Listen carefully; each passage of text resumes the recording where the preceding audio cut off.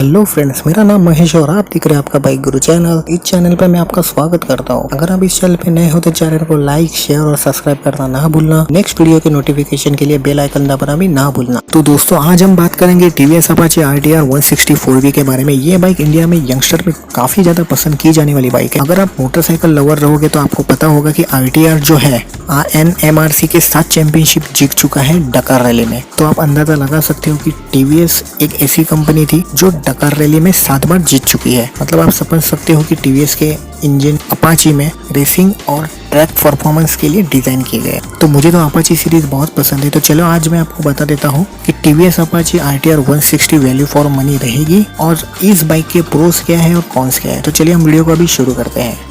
अभी Apache RTR 160 भी आपको BS6 वर्जन में भी मिल जाएंगी। अगर हम कंपेयर करें BS4 वर्जन से तो लुक में कुछ आपको ज़्यादा चेंजेस नहीं दिखाई देगी इस बाइक में। अगर हम उसको फ्रंट सेक्शन से देखते हैं तो हेडलाइट मुझे बहुत ही ज़्यादा एग्रेसिव और थोड़ा रोबोटिक लुक आपको हेडलाइट में दिखाई देगा। इसमें आपको LED टेक यूज़ किया गया है। इसकी वजह से आपको बारिश में और रात में बाइक चलाने में विजिबिलिटी अच्छी मिल जाएगी पावरफुल हेडलाइट की वजह से। और एक मुझे अच्छा पार्ट इस बाइक में लगा फ्रंट लुक से, DRLS इसको अच्छी तरह से दी गए, बहुत ही ज़्यादा ब्राइट है। तो फ्रंट लुक से ये बाइक बहुत ही ज़्यादा अट्रैक्टिव दिखती है। बट एक चीज़ मुझे थोड़ी सी खटकी, अगर फ्रंट वाइजर दे देते तो ये बाइक थोड़ी और ज़्यादा अट्रैक्टिव लग सकती थी, क्योंकि विंड ब्लास्ट का प्रॉब्लम राइडर को हाई स्पीड पे हो सकता है।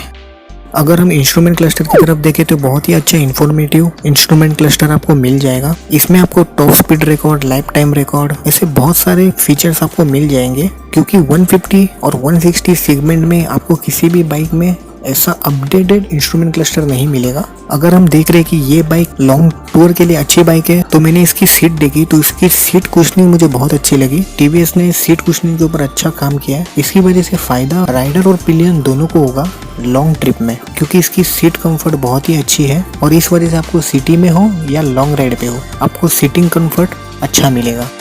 तो दोस्तों, आपने कभी पुरानी अपाची चलाई होगी BS3 या BS4, तो उसमें आपको एक चीज़ नोटिस रहेगी कि लो RPM पे और हाई RPM पे उस बाइक में आपको वाइब्रेशन फील होते थे। पर टीवीएस अपाची 160 BS6 इसमें आपको हाई RPM पे और लो RPM पे आपको वाइब्रेशन फील नहीं होगी, नोटिसेबल वाइब्रेशन फील नहीं होंगे। अगर आप सिटी में राइड करते हो तो इसकी गियर शिफ्टिंग बहुत ही अच्छी तरह से स्मूथ वर्क करती है, क्योंकि मैंने इस बाइक को सिटी में चलाया तो इसकी गियर शिफ्टिंग बहुत ही अच्छी महसूस हुई। और इस बाइक की डिज़ाइन बहुत ही ज़्यादा एग्रेसिव होने की वजह से इसकी हैंडलिंग के ऊपर उसका असर दिखाई देता है, क्योंकि हैंडलिंग तो बहुत ही ज़्यादा अच्छी है। लेन स्पीडिंग करने के लिए ये बाइक आपको ट्रैफिक में बहुत ही अच्छी मदद करेगी।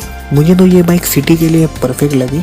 इस बाइक को मैंने हाईवे पे टेस्ट किया था तो इसकी इंजन पावर आउटपुट बहुत ही अच्छी है। 0 to 60 ये बाइक 4.11 सेकंड में पहुंच गई विदाउट एनी हैसल। इसकी पावर फिगर बहुत ही ज्यादा अच्छी है और स्मूथ है। जब आप इस बाइक को राइड करोगे हाईवे पे हाई स्पीड पे तो ड्यूअल बैरल एग्जॉस्ट का जो साउंड आता है आपको लगेगा नहीं कि आप कोई कंप्यूटर बाइक चला रहे हो, आपको प्रीमियम मोटरसाइकिल चलाते हो वैसी वाली फीलिंग आपको अपाचे RTR 160 में मिलेगी। अगर आपको TVS Apache racing DNA test करना है तो एक बार इस बाइक को आप हाईवे पे चलाइए, फिर आपको महसूस होगा कि ये परफॉर्मेंस बाइक है या नहीं है।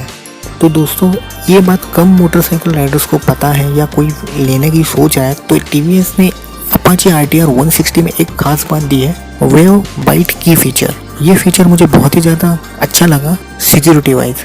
ये फीचर काम कैसे करता है, अगर आप टीवीएस अपाचे RTR 160 की कोई डुप्लीकेट की बनवाओगे और इस बाइक को आप लगाओगे तो अपाची ऑटोमेटिकली उस डुप्लीकेट की को डिटेक्ट कर लेगी और इग्निशन आपका शुरू नहीं होगा। जब तक आप बाइक को ओरिजिनल की नहीं लगाते हो तब तक ये बाइक शुरू नहीं होगी। तो ये सिक्योरिटी अपडेट मुझे बहुत ही ज़्यादा इम्प्रेसिव लगा, क्योंकि कोई भी 150, 160 या 220, 250 सीसी बाइक में ये फीचर आपको नहीं मिलेगा जो फीचर टीवीएस ने अपाचे RTR 160 को दिया है। तो ये बात बहुत ही ज़्यादा अच्छी है। तो अभी मैं जो आपको फीचर बताने वाला हूँ किसी भी 150 और 160 बाइक में आपको नहीं देखने को मिलेगा। फेदर टच, ये फेदर टच क्या होता है मैं आपको बताता हूँ। अगर आप इस बाइक का सेल्फ स्टार्ट करोगे न्यूट्रल में रख के तो इस बाइक का इंजन ऑटोमेटिक क्रैंक होगा, तो ये अच्छा टाइम सेविंग फीचर बन जाता है। तो टीवीएस ने इस बाइक में टेक्नोलॉजी के ऊपर जो काम किया है वो बहुत ही अच्छा और रिलायबल है, क्योंकि आपका सेल्फ स्टार्ट अगर इजी होगा तो आपको सिटी में ज़्यादा तकलीफ नहीं होती है तो दोस्तों अगर हम इंजन की बात करें तो इस बाइक में आपको 159.7 सीसी का FI with oil cooled engine मिल जाएगा। ये इंजन मैक्स पावर प्रोड्यूस करता है 16.02 bhp विद 8250 RPM के साथ। अगर हम इसकी सिटी में माइलेज देखें तो 46 to 47 किलोमीटर पर लीटर का आपको, और हाईवे पे 53 किलोमीटर पर लीटर तक का माइलेज आप एक्सपेक्ट कर सकते हो। और अगर आप इस बाइक से हाई स्पीड अचीव करना चाहते हो तो मुझे तो 138 किलोमीटर पर आवर का स्पीड मैंने अचीव किया था हाईवे में। अगर हम प्राइस की बात करें तो मुंबई में आपको ऑन रोड प्राइस इसका मिलेगा 1,30,000। ये प्राइस आपको थोड़ा हाई लगेगा, बट अगर हम फीचर्स देखें तो ये प्राइस बराबर है। तो दोस्तों टीवीएस की एक बात मुझे कुछ ज़्यादा ही कंफ्यूज करती है कि पुरानी ही टेक्नोलॉजी को वो नया नाम देकर अपनी बाइक्स में लॉन्च कर देते। तो टीवीएस ने एक नया फीचर टीवीएस अपाचे RTR 160 में दिया है। वो क्या है मैं आपको बताता हूँ। GTT glide through traffic. ये सिस्टम काम कैसे करता है मैं आपको बताता हूँ। अगर आप ट्रैफिक में बाइक चला रहे हो और क्लच को पूरा दबा के रखो और उसके बाद क्लच को हल्का हल्का रिलीज करो विदाउट एक्सीलेटर। एक बात ध्यान रखो दोस्तों, आपको क्लच को हल्का हल्का रिलीज करना है धीरे धीरे विदाउट एक्सीलेटर करके। अगर आपकी बाइक फर्स्ट गियर में होगी तो विदाउट एक्सीलेटर करके आपकी बाइक 7 किलोमीटर पर आवर तक पहुंच जाएगी, और वैसे आप सेकेंड गियर डालोगे तो आपकी bike 13 to 18 kilometre per hour तक का स्पीड अचीव कर लेगी विदाउट एक्सीलेटर दिए हुए।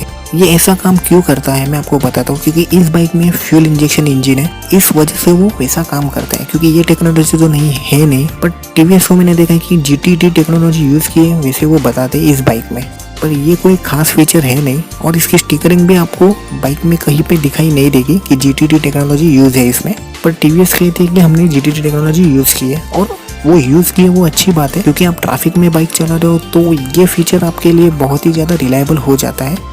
क्योंकि मैं ट्रैफिक में बाइक चला रहा था तो मैंने महसूस किया कि ये फीचर बहुत ही काम का है आप सिटी में राइड करते हो तो। और ये फीचर टीवीएस अपाचे में अच्छी तरह से वर्क भी करता है। ऐसा नहीं कि किधर आपको लगेगा कुछ प्रॉब्लम आ रहा है, ऐसा कुछ भी नहीं है, ये अच्छी तरह से फंक्शन काम करता है।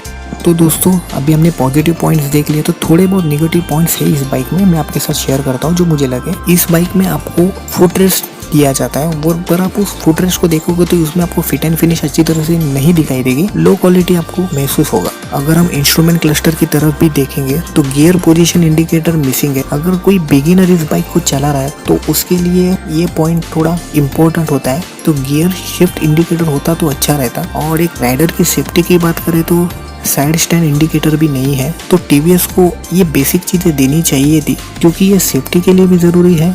तो दोस्तों इस बाइक को मैंने अच्छी तरह से नोटिस किया तो मुझे एक चीज़ नोटिस हुई कि इस बाइक में टायर पतले दिए गए। जैसे हम देखते हैं अदर 150 और 160 सीसी बाइक में तो उनके टायर थोड़े बड़े होते हैं और उस लुक के साथ मैच होते हैं, पर इस बाइक में जो टायर दिए गए वो लुक के साथ जरा भी मैच नहीं होते। तो इस पे कंपनी को थोड़ा सोचना चाहिए। अगर हम इस बाइक को हाई स्पीड पे भी चलाते हैं तो इनिशियल बाइट है ब्रेक की वो भी आपको कम महसूस होगी, और स्विच गियर पे भी फिट एंड फिनिश थोड़ी इंप्रूव करने की जरूरत है टीवीएस को। अगर आप इस बाइक के स्विच गियर्स देखोगे तो आपको पता चलेगा कि टीवीएस ने क्वालिटी में स्विच गियर में कंजूसी की है।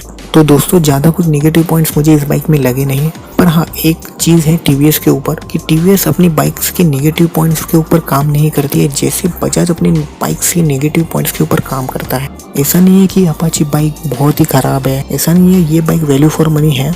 अगर आप इसको राइड करोगे सिटी पे और हाईवे पे तो आपको महसूस होगा कि इस बाइक में परफॉर्मेंस भी है, अच्छा माइलेज भी है और अच्छा लुक भी है। इस बाइक में आपको गुड क्वालिटी का फाइबर और गुड क्वालिटी का फिट एंड फिनिश इस बाइक में आपको मिल जाएगा। प्लास्टिक पार्ट भी अच्छी तरह से यूज किए गए हैं, उनकी क्वालिटी भी बहुत अच्छी और कलर्स में जो स्पार्कल है वो भी अच्छी तरह से इस बाइक में दिए गए हैं। इसकी वजह से आपको लगेगा कि ये कोई प्रीमियम सेगमेंट की बाइक है, क्योंकि 150 और 160 सेगमेंट में सबसे अलग लुक मुझे इस बाइक का लगा। अगर आप सिटी राइड करते हो और हाईवे राइड करते हो और लॉन्ग राइड भी करते हो तो आपके लिए टीवीएस अपाची 160 4V बहुत ही अच्छा ऑप्शन है। तो उम्मीद करता हूँ दोस्तों ये वीडियो अगर आपको अच्छी लगी हो तो वीडियो को लाइक, वीडियो को शेयर और आखिर में चैनल को सब्सक्राइब करना ना भूलना, क्योंकि मैं मोटरसाइकिल और स्कूटर रिलेटेड वीडियो अपने चैनल पे लाता रहता हूँ। तो आखिर आप चैनल को सब्सक्राइब करके बेल आइकन हिट कर देना, तो मेरे नेक्स्ट वीडियो के नोटिफिकेशन आपको मिल जाएंगे। तो मिलते हैं नेक्स्ट वीडियो में, तब तक के लिए जय हिंद और जय भारत।